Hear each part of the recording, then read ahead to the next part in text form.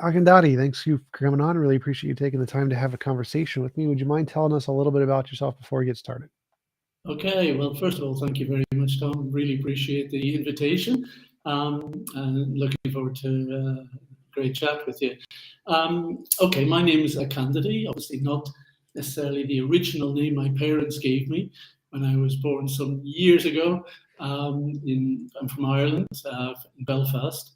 Grew up as I think you would consider a teenager of the Troubles, the difficult times we had in Belfast in those years.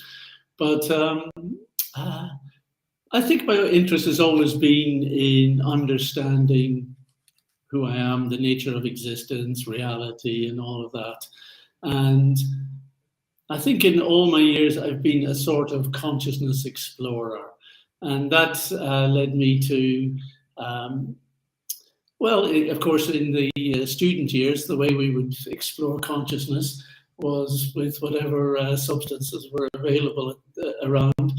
But that only gets you so far. And at a certain point, I wanted to take it really serious. And so nearly 50 years ago it is now that I went and joined an ashram to really try and study consciousness from a kind of yoga meditation perspective.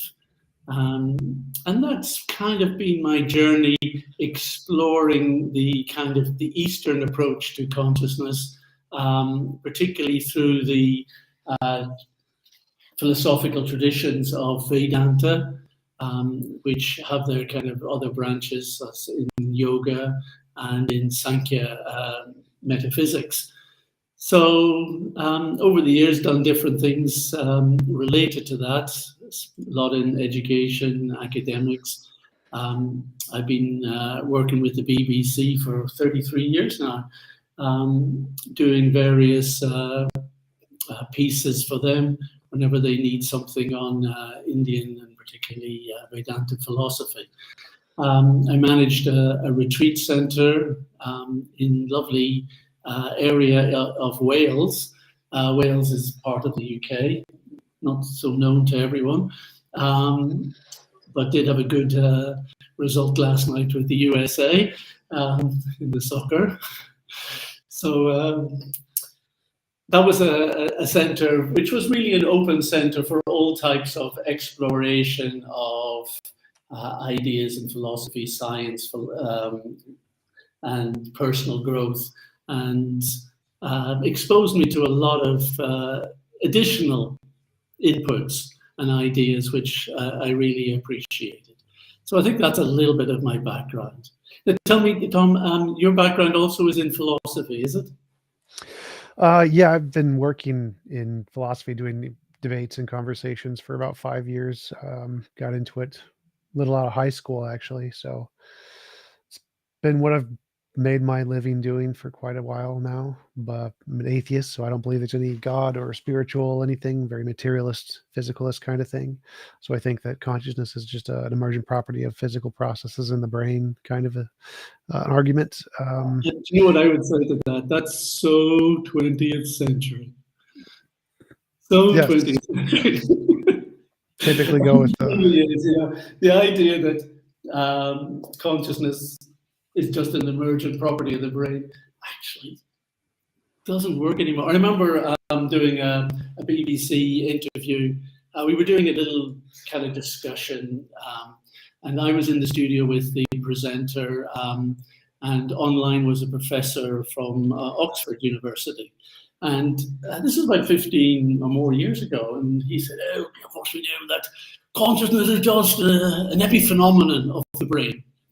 And the poor facilitator, I'd never heard this word epiphenomenon. So he kind of looked at me and, tried to say, well, what's all that about? So we had to explain epiphenomenon is just a magical term given to try and say something has happened without any explanation, any causality, any way of or theory behind it. And I think that that's the idea of emergent properties and epiphenomenon we've kind of moved on from that. Things are very different in the last 10 years in the world of neuroscience and consciousness. And I think it's a very interesting field at the moment.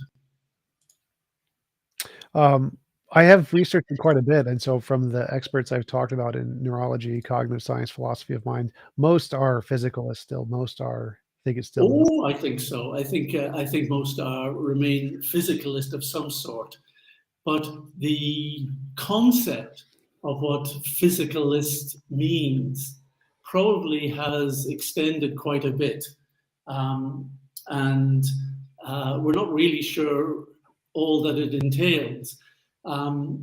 Perhaps, and I'm not saying this is what I kind of particularly adhere to, but I think the biggest buzz in kind of consciousness ideas that is going around the kind of academic circles now is panpsychism. The idea that maybe we can't reduce consciousness to the stuff we already know within physics, but maybe it's physics in another form. Maybe it's another property of physics that we haven't really considered. And that's interesting. But as soon as you really open that box, when you call yourself a physicalist, it's not really clear to how far that's now going to extend. And it may be that we need to invoke kind of a broader picture of reality in order to accommodate the actual functions that we know of consciousness. But that hasn't that always been the physicalist position? Like, I think most people in history who were physicalists always thought we didn't have a complete understanding of reality. There's always been things we didn't know. There's always another law of physics or something beneath the ones we know about. So I don't see that as a particularly surprising position or off-brand for physicalists. Um, but I think that position is still preferable to, say, idealism or dualism, where you're saying there is an entirely new ontology out there. That seems much more spectacular than just to say that there's another physical process we haven't found out about. Well, I haven't promoted idealism or dualism. And again, this is something that, see, the Western kind of philosophy has really backed itself into a corner on discussing consciousness because it really seems to have produced a dichotomy, or at least a trichotomy of either you're a physicalist or you're a dualist or you're an idealist. And the Vedanta picture really wouldn't look at it like that. And I think the first thing to do is to consider that what are the functions we are talking about when we discuss consciousness? And what are the functions of mental states and the properties of mental states? And the way Vedanta would look at it is that these seem to be different categorizations of functions and properties. We can put aside the ontology for now, because actually science doesn't tell us about ontology. It doesn't tell us about what things are composed of. It analyzes everything in terms of what it does and what it looks like, i.e., what its functions are and what its properties are. That's how we break down physics. We end up with subatomic particles, which we define, well, these have these properties, and this is what they do, this is how they interact. So that's how we analyze everything. So let's analyze consciousness in the same objective way, without getting tied up with, does it fit into my metaphysical kind of concepts of being a theist, an atheist, a physicalist, a dualist, or whatever. I think that is really spoiling the discussion in Western circles. So my kind of mission, if you like, in discussions of these sorts amongst academics and others, is to try and kind of make scientists or help scientists think more philosophically, and to help the philosophers think more scientifically about these aspects. So I'd agree that science doesn't directly tell us about ontology. It's all about interactions and relations. So it can't tell us necessarily what things are made of. But I don't see how that is a separate question of like physicalism, dualism, idealism. I think that there's like a logical entailment there that either consciousness comes from an emergent property of the brain or it comes from some force that's greater than the brain, something in the universe of some kind. And either that force is fundamental or it's another kind of ontology altogether. And so I think those do encapsulate all of the major possibilities: physicalism, dualism, idealism. Um, Well, and perhaps we can give you another during this chat, but carry on, sure, sir. sure. Well, so I think that of the three positions, the ones that seem to be the most supported is physicalism, because all of our evidence seems to indicate that consciousness comes from brains. When we mess with brains, we mess with consciousness, and there doesn't seem to be any other way to mess with consciousness. You can't mess with anything else other than brains to mess with consciousness. Well, And I think your evidence could be challenged. sure, I don't think there is any direct evidence that consciousness is a product of the brain. There's certainly correlation between certain brain activity and what we report as conscious states. But the big problem that has never been dealt with by any of the neuroscientists, and there isn't even a theory on it now, are in the hard problems of qualia.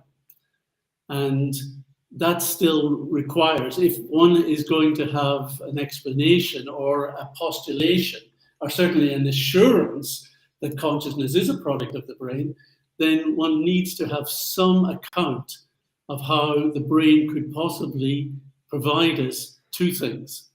One is the qualitative experiences that we call qualia, and second is that subjective experiencer experience of being aware of those qualities.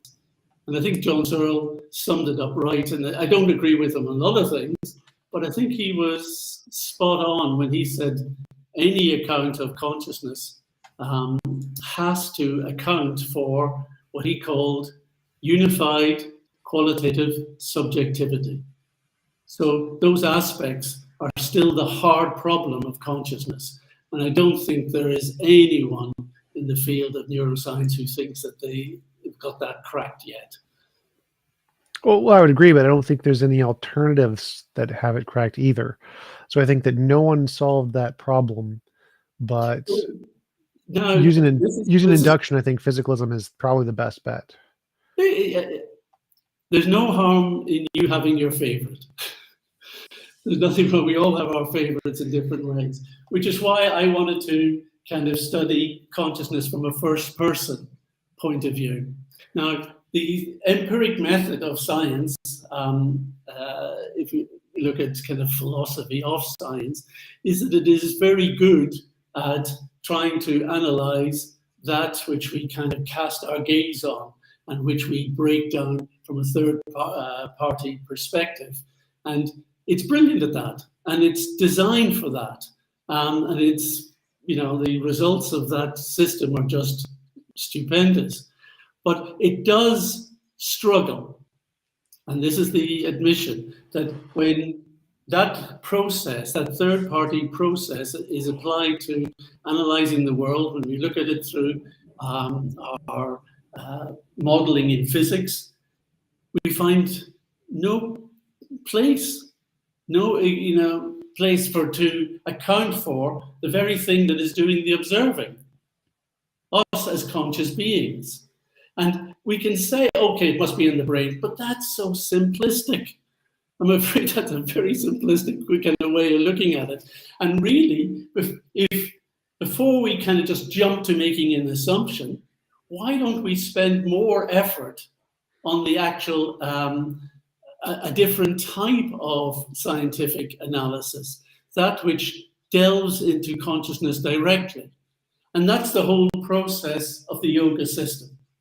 It is actually meant through internal focus to try and at least do this much: clarify, what do we mean by myself as a conscious being? What is going on with me consciously? And what am I experiencing consciously? And how does that relate then to the world?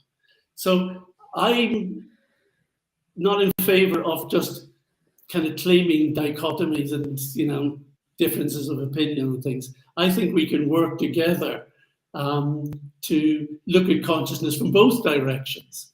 And that might help illuminate the question better for us.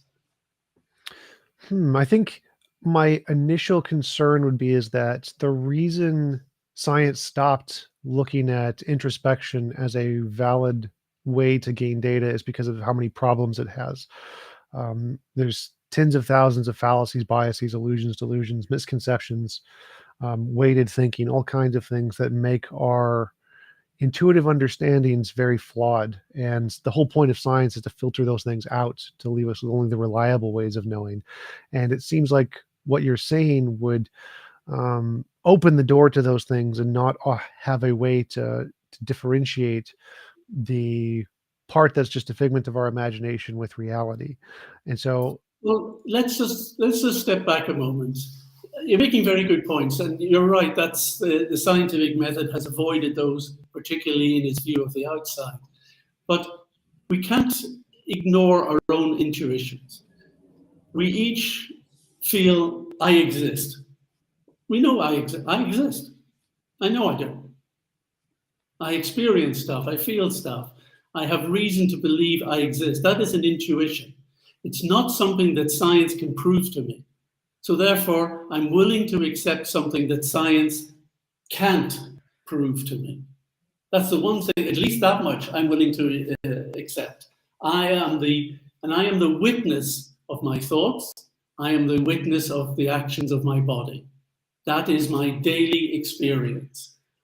So those are intuitions which I think are relevant, and I think they're valid, and I think they're starting points for the exploration. Now, you're quite right. How do we then carry out this exploration without all those other biases, filters, and illusions stepping in? And you're quite right. Any individual, we're all susceptible to that. So there needs to be at least a similar type of weeding out that we use for our external science needs to be there with the internal science. And that, again, is part of the rigor of certain types of yoga. That it's trying to look at what is actually happening and using the standard system of, well, what works for me, can it be replicated in you? Can you replicate the experiment? And when we get together with a team of experts, is there peer review of those experiences, and do they tally, together? So I'm not saying it's a perfect system, but there at least is opportunities to develop. And I think by doing that, there's a certain clarity that comes, that when we talk about our experience of the world, we've kind of got three baskets of stuff, or baskets of functions. We have the basket of physical functions, but we've also got the basket of mental functions, all the mental states and things. Now, how are you on qualia? I agree with pretty much everything you said there, though I don't think the cogito is an intuition. So I agree qualia exists. There is something that it's like to be me. There is consciousness does exist. I don't think it's just an illusion. So not a Ian. I think that there is physical stuff, but I don't see a reason to think that it's a separate kind of anything. Well, let's just say never kind of anything, as let's just talk about its properties, the properties of qualia. Now, the standard one, redness of red. That when I look at the world and looking around, I haven't got anything red around me to point at, but light enters our eyes. Now, light is not colored. Light is just various wavelengths. And it sets off one of three types of cones in our eyes, in our retina. And if a particular wavelength, say the one that we associate with red, around the 650, 700 nanometers, etc., will set off one particular type of cone, that sets off a little signal, beep, going to my head. So my brain has got that electrical signal. But my experience of it is of redness. That redness has a quality of redness that doesn't appear to be available in the electrical data of the brain. Certainly not in that format. And that's why qualia are a problem. I don't Because understand. we experience something that we cannot, with properties that we cannot place or find an explanation for within the neurology of the brain. Well, isn't that the same of literally everything that we've ever discovered throughout human history? Like we couldn't understand, even if we had all of the facts about hydrogen and oxygen, we wouldn't understand wetness because we were missing the electromagnetic force. So until we discovered the electromagnetic force, we'd never be able to understand wetness or why wetness is there. It's completely mysterious. Same with electricity, same with clouds, same with earthquakes. If we're missing a single piece of data, we would be unable to explain what's going on there.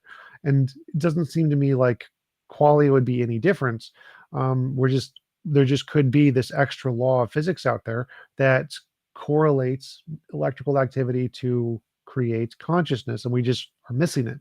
And so I don't understand why simply the fact that we aren't able to do that right now would be any different than looking at lightning 2,000 years ago or water 2,000 years ago and saying, well, we can't explain it right now with our limited knowledge, therefore it must be this special thing that is completely outside of the realms of what we know about.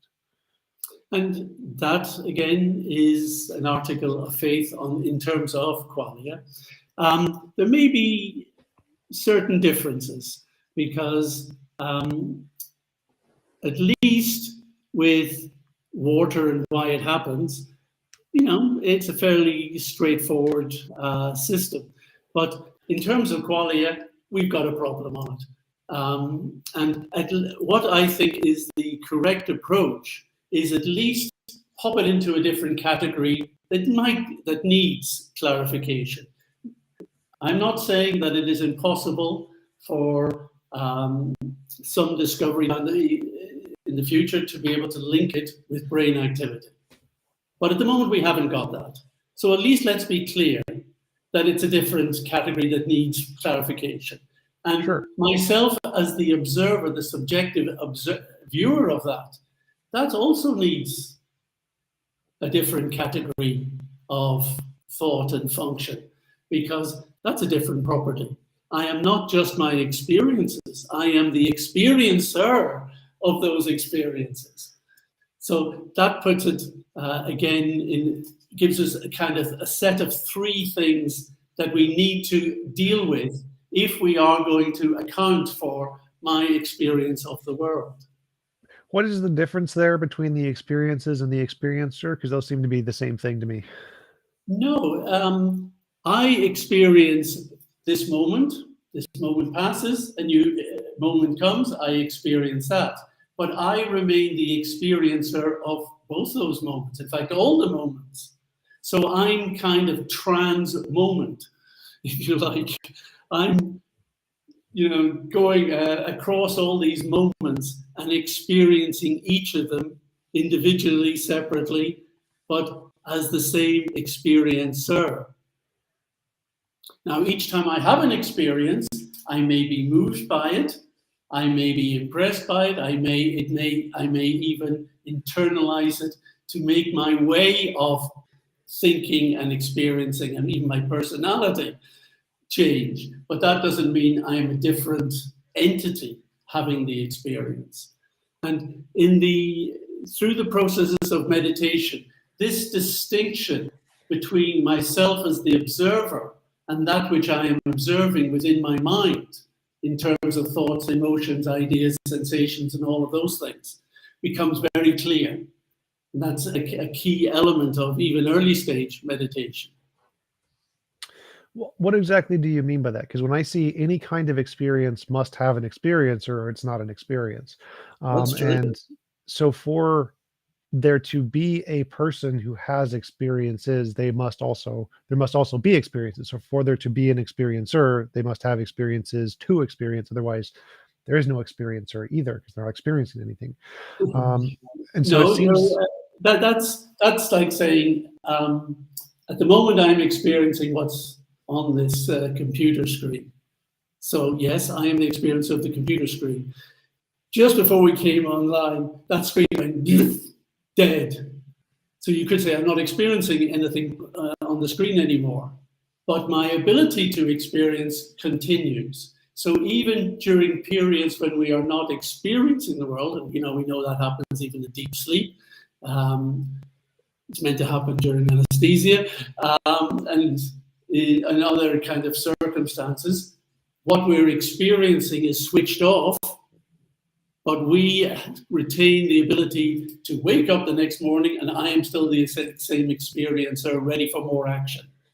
So I think, and as I say, that through the meditative process, I think you've got a really good opportunity to explore that kind of little distinction there, because it's very helpful. Because in one sense, what that suggests is that time is working on all the rest of the stuff. Well, what that would suggest to me is that consciousness isn't fundamental, that there's something else that is governing consciousness, and that something else can turn it on and turn it off in certain contexts.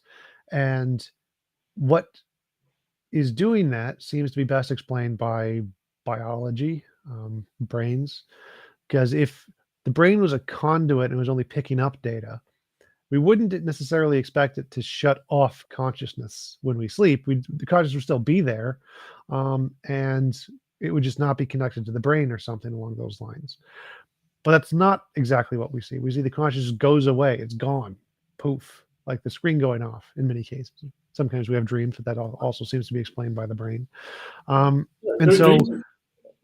Yeah, dream is another state where the mind is continually active and picking up stuff from the brain and certain sensory things, but going over memories and all sorts of other transactions. So that also gives us something to experience in those states.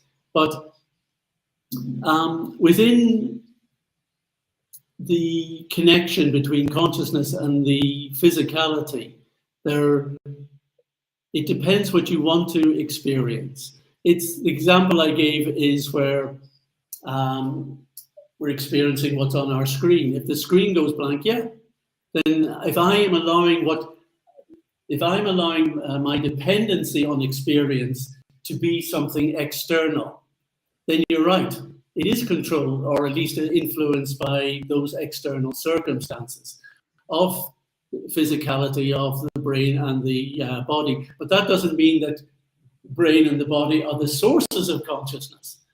Right, but the first thing I wanted to touch on the first thing you said. Huh?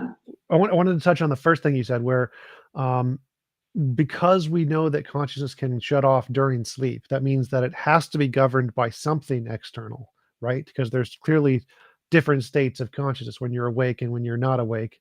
And when you're not awake, you may not be experiencing any conscious experiences, but you still have the potential to become awake later, which means that the consciousness doesn't seem to be able to be fundamental. There has to be something else controlling it, like a on-off switch on a TV or like a pipe or something.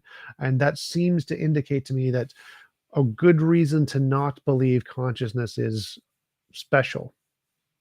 I think it's a good reason to believe that when we allow our consciousness to be dependent on and this is how the Vedanta looks at it, that we allow our consciousness to be dependent, if you like, on the mechanisms of both the body and of the mind, then at times those things will switch off their service to us. It's like the internet going down. It's like our screens going blank. But actually, when through meditation one begins to understand that even in deep sleep, you are never actually non-conscious. You may not be conscious of the external world. You may not be even conscious of your mind being active. But it is not that you are non-conscious. And this is the kind of insight that meditation can provide, that it is possible to be conscious of consciousness itself. That is kind of one of the goals and one of the, I think, one of the insights that that process can give us. Now, it's a hard one to explain to those who haven't undergone it, but it's not something that anyone can't do if they wish for themselves. Well, what does that mean? Because I think like I wasn't conscious before I was born. I'm not conscious when I go into very deep non-REM sleep or REM sleep. I forget which one. I don't imagine I'm going to be conscious when I die. Why think that there's some level of consciousness in those states of existence? Because one can experience them. Because that's the point. If we don't engage with our own consciousness in a research way, we might not get to know what its potential is all about. Well, So how do you meditate and experience what it was like before you were born? what you can do is meditate on the nature of being conscious without having something conscious to be conscious of other than oneself. That's the challenge, and that is the possibility. Now, I'm not saying that that explains all the points you're trying to make about what is before birth. We certainly know consciousness exists before birth. At what point it manifests within the embryo is, of course, a whole debate in itself, but it certainly can be demonstrated to be there. Does consciousness extend after death? Well, my take on it is that consciousness is not dependent on the brain or on the mind in order for its existence. That's my kind of take on all the work I've done over all these years. And therefore, I'm open to the idea that consciousness is not dependent on just the physicality and my association of my consciousness with this body. That there may be opportunities for consciousness to continue to exist in some other situation, in some other format. Well, how would you get to the point where you can experience something without a brain? Because that's the part I'm struggling with when you said you could reflect on consciousness and be aware of consciousness without there being anything to experience other than the experiencer. Uh, what in what way does that show that you can be conscious without a brain? I think that there's been plenty of studies, particularly through Aware and others researching persons who have flat lines in their brain activity, but still have demonstrated conscious awareness at those particular times, correlated with them. And that certainly just gives us pause to think that maybe consciousness isn't dependent on the electrical activity of the brain. I'm pretty familiar with those cases, the NDEs, near-death experiences, but those seem fully explained by brain function. So, for example, one of the common ones is when someone goes into cardiac arrest, their heart stops. The doctors will do things to them or talk about things around them, and they'll be able to recall what the doctor did or said. And that's very easily explained because when someone dies, the brain is still functioning. The cells, the ATP in the cells is still firing. Your heart isn't contingent on your brain functioning. Electrical signals are still going out through your body. And so you don't need an EEG signal in your brain for your brain to function. It's still doing stuff whether you're aware of it or not. The EEG is more just what is required for there to be a conscious state. And so the fact that when you suddenly lose consciousness, the wiring in your brain is kind of like water pipes that randomly get shut off. They're all open in the exact same ways they were open prior to it being suddenly shut off. And so if you go into cardiac arrest in a conscious state, all of the electrical signals that are going to your brain will be saved as a conscious memory. So when you hear sounds, they will vibrate your eardrums just like they did before your when you were awake, and those vibrations in the eardrums will translate electrical signals to the brain, and those electrical signals to the brain will be sent to memories. And all of that can happen without a heartbeat. You don't need a heartbeat. You don't need an EEG for any of that. That's just basic electrical signals of ATP and cells firing. I'm not sure that it's as straightforward as that, because the brain relies on its energy supply is provided in the oxygen in the blood. The cells, neurons are different to or other cells which have their own energy systems, but brain cells don't. And therefore, without the heart, within a very short time, 20, 30 seconds, the systems that you're describing will shut down. And therefore, they will not be operating in that way in order to provide the sense of experience that that person has.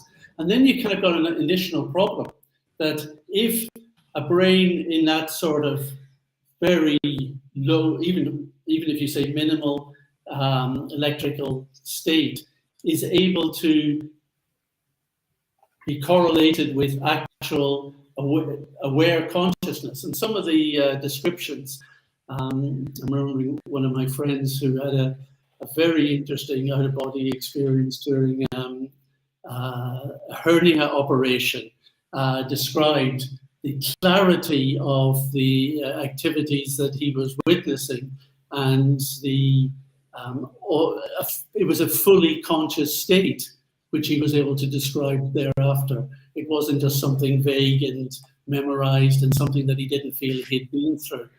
So I don't think your explanation quite ties up. But well, let me touch on that a little bit. So ATP is stored in the cells, and if you suddenly shut down, the cells won't fire or don't have a reason to fire. And so they're going to wait for an input to fire. And so they're just primed for something to cause them to fire. And once they fire, then the ATP will be used. And so if you suddenly lose consciousness and there's nothing causing them to fire, then they're just going to sit there and wait. Wait for input. And then if you get an input through hearing something, seeing something, some powerful input, they will then fire. Now there's a limited amount they can do this. So you're right that they can only do this for about 30 seconds to a minute, and then they're going to run out of energy. But exactly. And so it's the correlation of what happens after that point that I think is the significant factor. Well, the after the point is what I'm getting to here. When it starts is arbitrary. When it starts to fire, when it starts to send a signal, there has to be some kind of an input to cause that. It doesn't immediately, all of the cells in your body don't immediately emit ATP 1 minute after you lose heart. It doesn't happen that way. There's tons of it stored in your body for hours after you lose consciousness. What matters is when that gets released. And so if something can cause your brain to cascade and cause cells to release it in a pattern, like hearing something in your auditory sensors, which fire your Broca's sensor of your brain, which then causes all of these things and these ATP in these neurons to fire. That can cause whatever you experience to be saved as memory at whatever time that happened.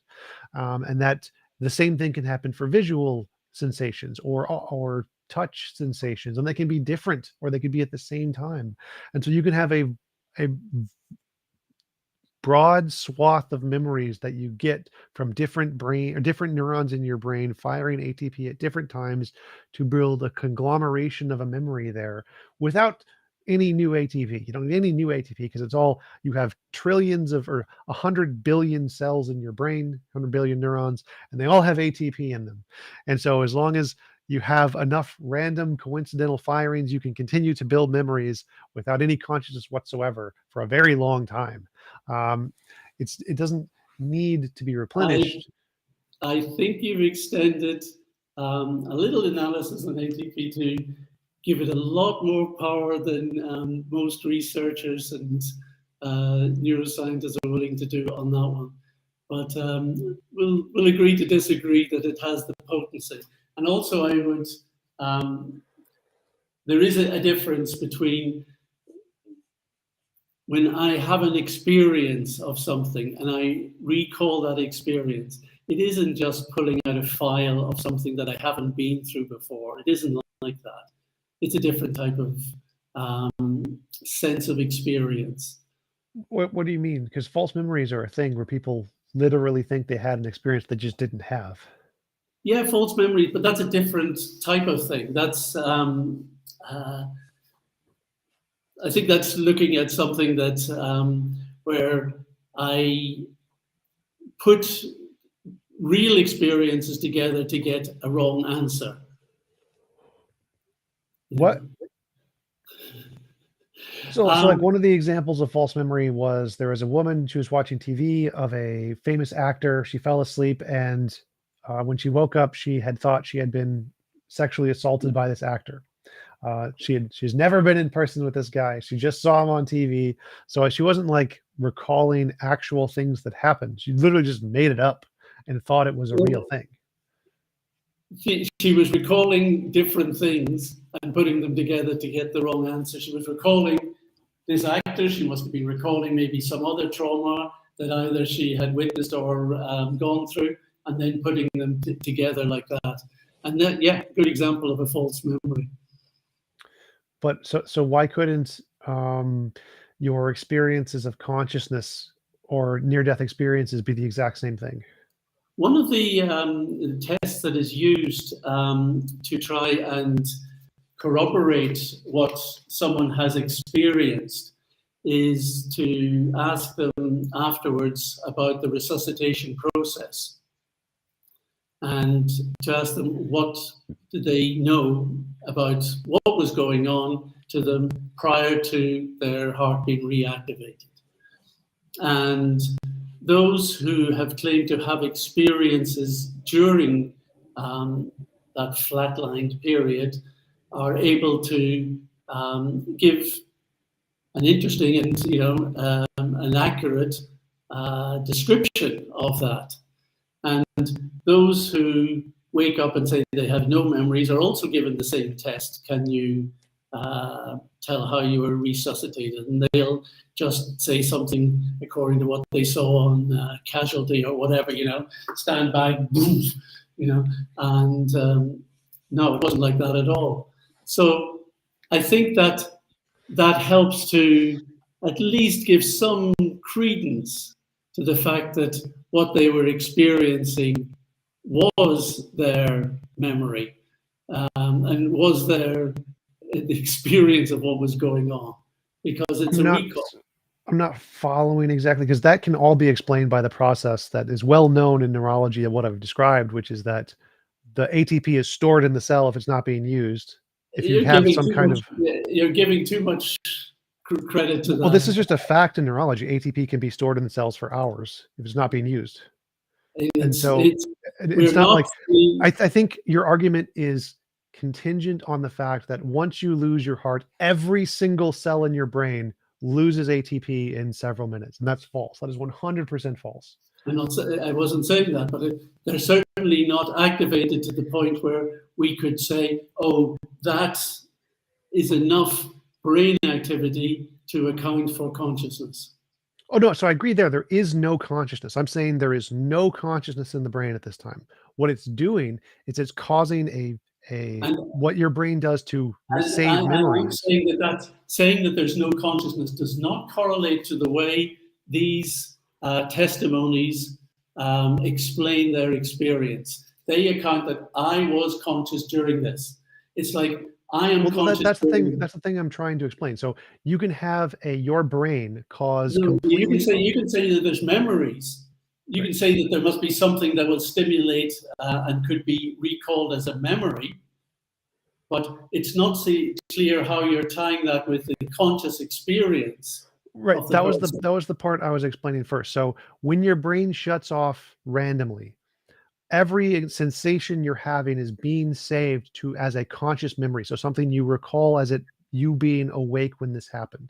When you're asleep, it's saved to a different part of memory that is not, this is something you experienced while you were awake. And so when your brain shuts off due to cardiac arrest, all of the wires in your brain are set to have any experience you have be saved to that same place where you save, this is something that happened while I was awake. And so anything that you experience is going to be put into that box of you're going to remember it as you were awake when you experienced this, whether it's there or not. So if I took an electrode and zapped a few neurons in your brain and caused you to think of Jennifer Aniston, like the Jennifer Aniston neuron. But this was not enough. But it was not enough to cause you to actually have the experience. So there's not enough electrical activity to generate consciousness. When you wake up, you will remember having consciously experienced Jennifer Aniston, even though it never happened. There was no conscious experience there whatsoever. But because I fired that neuron and the ATP in that neuron caused a chain reaction to cause it to be saved to your conscious memory, you will remember that experience, even though it never happened. All right. We'll disagree on the power of that process. I think there is a system that's there, and I think that's well documented. But I have never read that anyone thinks that that is sufficient to explain all the phenomenon that is happening on that one. But we can let's move on to how Vedanta regards the interaction of consciousness and mind and the world around, because that's something I actually do want to explore with you. Sure. The analogy that best suits it actually is a modern analogy. There are various kind of older versions mentioned in various texts of the past. But really what we're looking at is the experience we might have within some kind of virtual reality simulation, or particularly one of these kind of massively multiplayer, online role-playing games. And in one sense, I'm familiar with that. I'm sure you're familiar with that. So I thought that might be at least a little bit of a connection. And that's actually the analogy, or at least that is a very good metaphor for how consciousness interacts with the world. That we enter these, that the world is really one of just these big multiplayer games in which consciousness adopts a role based on its avatar of the body and the mind, and interacts with other bodies and minds around. And in that way, it is possible to postulate the happy interaction of consciousness, through that system. Okay, so I think I partially understand the model. What I'm missing is the evidence to justify the model. And why wouldn't that fit into the labels of idealism or dualism? Well, idealism kind of says that the world really is only experienced in our mind, therefore perhaps only the mind exists, and that our mental kind of impressions of the world aren't grounded in anything more in reality. I don't subscribe to that. Vedanta takes a different view. It takes a lot of reality to create the illusions that we might experience of the world in our mind, but we are having real experiences, and our real experiences aren't always veridical about the world, but they are grounded in the world, they are correlated with the world. Otherwise, we wouldn't be getting on as well as we're getting on. So, not in favor of the kind of idealism. And the dualism is, well, is consciousness something completely different? Well, obviously it's not completely different. Consciousness can't be completely different from mind because it interacts happily. Mind interacts very well with the world, gathers all the information about it. So qualia, interacts with the brain and the body and all the senses and what it gathers. But so what are they made of? Well, they're all made from the same stuff. But the question is that stuff, what is that stuff, you could say, that can give rise to the diverse properties of physics, of mind, and of consciousness? That's really the question. And so it's just a question, how big is your box? And maybe that big box, you might say, well, that's going to be all physical. Or maybe it's all mental, says someone else. I think that big or box, a combination of both. Or a combination of both, of course, because it'll have both the properties. It obviously, physics properties are real, mental properties, qualia, are real, consciousness is a real function, so they all exist, and so there may be something that ties them all together. So how big is your box going to be? Well, so in that perspective, how is that a different option? So it seems like the options are all physical, all mental, combination of both. It's physicalism, idealism, dualism. And even if there was something that there's a oneness here in how everything is connected and from which everything comes. So that is a oneness, but there's also obviously a clear diversity within the manifestation of the properties. So we have a philosophy here of simultaneous oneness and difference, which sounds a contradiction, but it's more along the lines of a kind of oxymoron, that by stressing the simultaneous oneness and difference of everything, you've kind of got a way of at least understanding their happy interaction whilst manifesting diverse properties.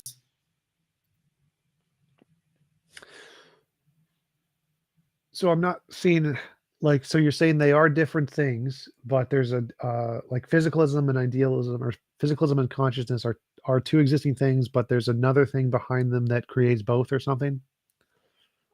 I'm saying that they're both part of a bigger picture. In Vedanta, that is known as Brahman, the energy which is the totality and has the ability to manifest itself in various functions. So that would include all the functions of physical existence. It would include the mind, and it would include consciousness. So why posit an entirely new ontological entity that grounds both of these things? That seems like it's very excessive. Like, we could say there's like magical leprechauns or something, and magical leprechauns created both. But why? What is the purpose of adding in this new ontology? We're saying that consciousness is part of Brahman. Yeah. The physicalism is a specific manifestation of Brahman.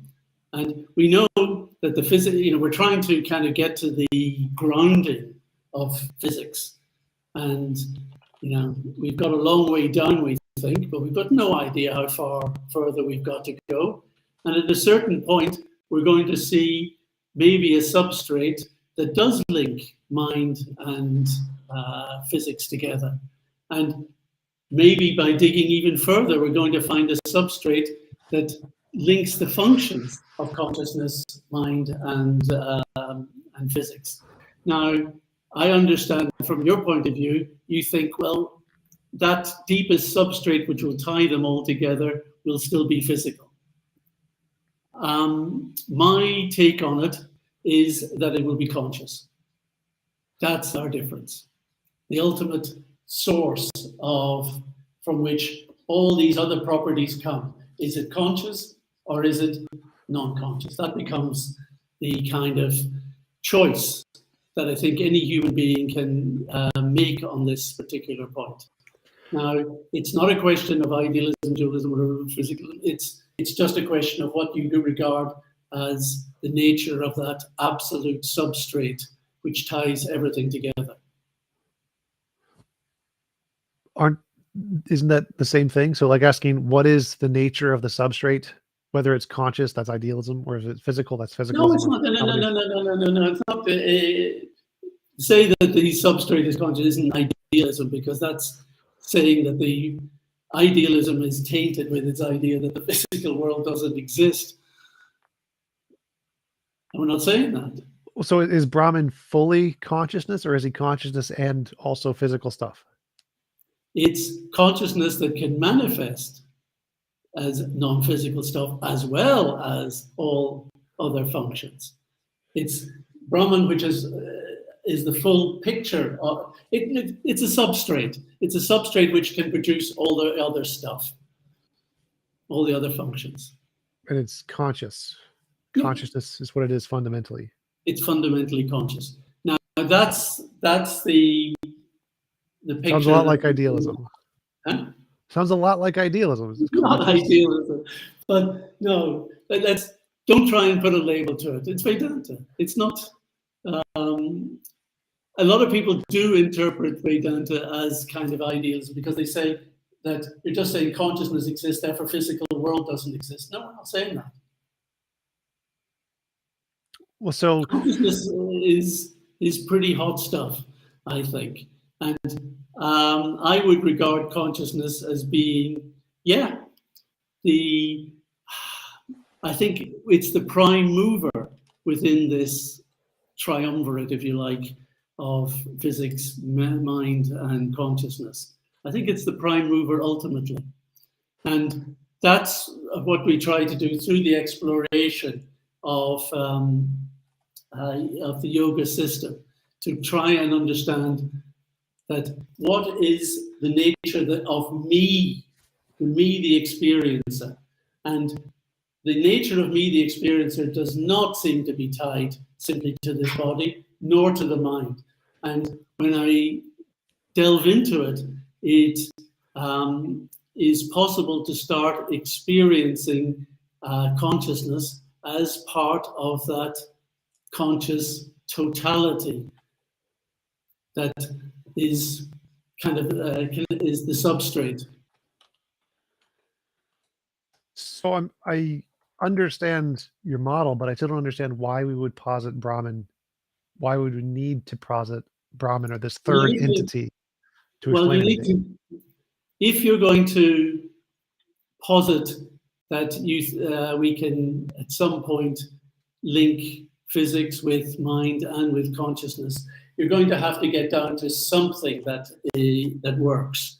And in the world of consciousness, at the moment, no one is exploring ideas of, I won't say no one, the majority of thinkers do not believe that they're going to find it simply by brain activity. Hence, the big ideas are in information integration, which, although is a kind of information processing model, actually is drawing on kind of links with panpsychism. And the other big one, of course, is Hameroff's and Penrose's orchestrated objective reduction, which looks at really quantum activity producing experiences, but doesn't provide a sense of the experiencer or of qualia. And I've had some good arguments with Stuart Hameroff on that one. Well, the part I'm missing is that why do we need Brahman or any of these new third things? It seems like we can explain that. What is the source then of everything that exists? Where does that come from? Quantum fields. Oh, do you not think there's something beyond quantum fields? No. No? There might be, but I think that the best explanation is quantum fields, and there's no evidence to posit anything greater than that. No. So, like, if I was to go beyond, if I was to say that there was something beyond quantum fields, there would be equally as much evidence for that as there was for leprechauns created quantum fields. And so I think there's no evidence to go okay, I take your point, and I think that's very appropriate, that you don't want to go beyond quantum fields in terms of what can be demonstrated. So within quantum fields, can we explain all of reality, including mind and consciousness? The known ones, no, but possibly we don't know of all of them, so No, it's we don't possible. know. No, so we're going to have to go deeper and deeper and deeper. And so at some point you have to postulate that there is some kind of substrate. All right, we may not be able to give it a name at this stage, or you may not want to identify it, but it's at least philosophically feasible to postulate a source from which all reality comes. Well, That's sure, but at least a philosophical position. I think it's more reasonable to always use combinations of known things than to add in asserted things. So discovered properties are always better than asserted properties. And so if you want to say there is another quantum No, field, that is but more reasonable than to say there is a thing that created all quantum fields. So it seems more reasonable to say there is an expansion of known kinds of things rather than to say there is a completely new kind of thing that has no other analogous basis. yeah, but you don't have to torture yourself quite so badly in philosophy on that one.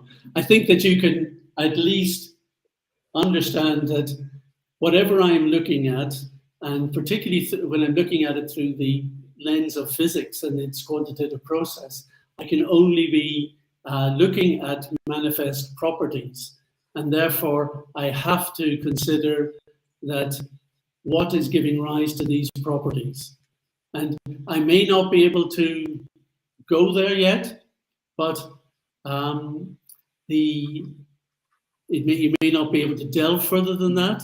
But then the question is, if that source was conscious in some way, then is it possible for my consciousness to link with the source of reality?